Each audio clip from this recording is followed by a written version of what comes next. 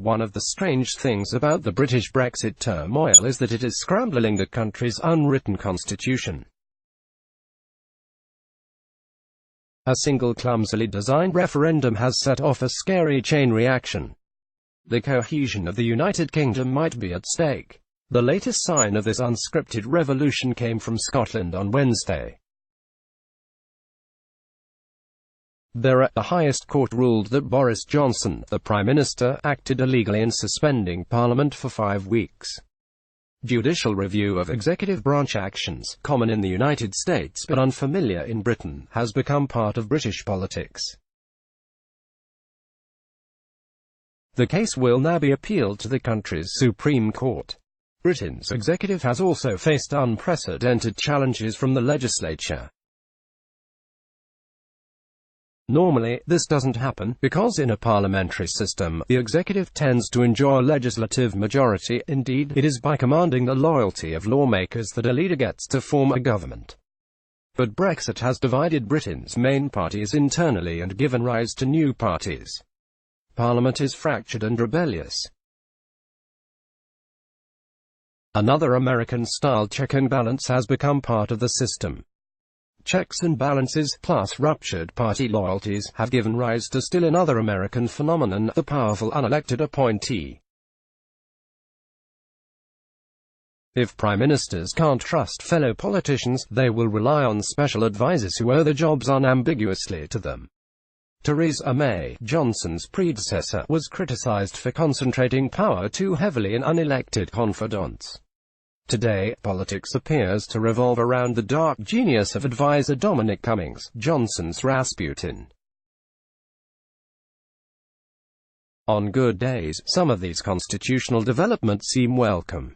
The Brexit referendum, appallingly designed in that it invited people to vote leave without specifying what leave meant, divided the country almost evenly. Both the May government and, more egregiously, the Johnson government have wanted to escape the resulting confusion by ramming through a version of Brexit, some version, any version, without the support of the country. Parliament and the courts have so far prevented this. Britain has avoided an irrevocable step that would damage its economy and reduce its global influence. But the biggest test will soon be on us. The country is heading for an election that Johnson appears determined to frame as Parliament versus the people, never mind that Johnson himself hails from the heart of the establishment. Goaded on by Cummings, he will campaign as a populist anti-system radical. This means that, at minimum, Johnson will spend weeks assuring voters that the institutions of politics are rigged against them. The true voice of the people was expressed through the referendum. He will bluster, self-serving snobs in Parliament are out to smother it. The legitimacy of the courts will be called into question.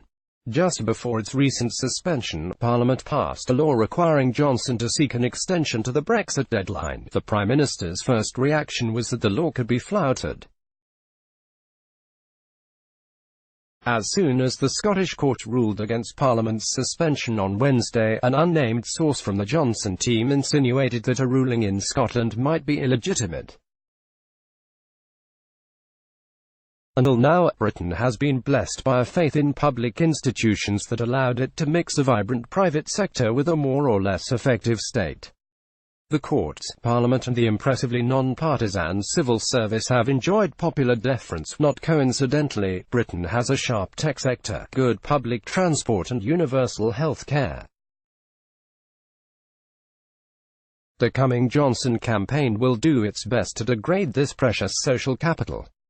Again, Britain will grow more like the United States, where years of political campaigns questioning the legitimacy and efficacy of government have generated cynicism and gridlock, a self-fulfilling prophecy. Then there is the question of what happens after the election. One recent poll puts Johnson's Conservatives at 30%, the opposition Labour Party at 29%, with an unusually high 40% spread around other parties.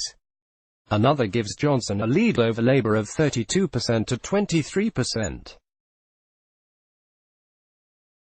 In Britain's first past the post elections, these numbers could translate into an overall majority for the Conservatives in Parliament, in which case Johnson will get his wish to crash out of the European Union without a negotiated deal. A leader backed by just a third of the country could thus inflict a catastrophic shock upon his people. What might that do to the legitimacy of the British state? Alternatively, Conservative support at around 30% might translate into more of the present confusion, a divided parliament in which no party commands a majority. In this case, the wobbly coalition will lack the oomph to resolve the Brexit question. Business investment will continue to be anemic. The economy will languish. The electorate will seethe. What makes this prospect especially alarming is that Britain's unwritten constitution binds 4 nations that might decide to go their own ways. By raising the spectre of a hard Irish border, Brexit has already destabilised Northern Ireland's position in the Union. By threatening the hardest possible break with Europe, Johnson will further alienate voters in Scotland who wanted to stay in. The legitimacy and decency of the Westminster system is the glue that keeps the United Kingdom united. It is under unprecedented strain. Read more: Sebastian Mallaby, Brexit, Lies, and a New Birth for British Democracy. Henry Olsen. Britain is on the verge of a constitutional crisis. The Post's view. Boris Johnson's reckless path is bad for Britain. Jennifer Rubin. Boris Johnson's populist playbook implodes. Meghan McArdle. Boris Johnson is presiding over Britain's stupidest hour. Let's block ads. Why?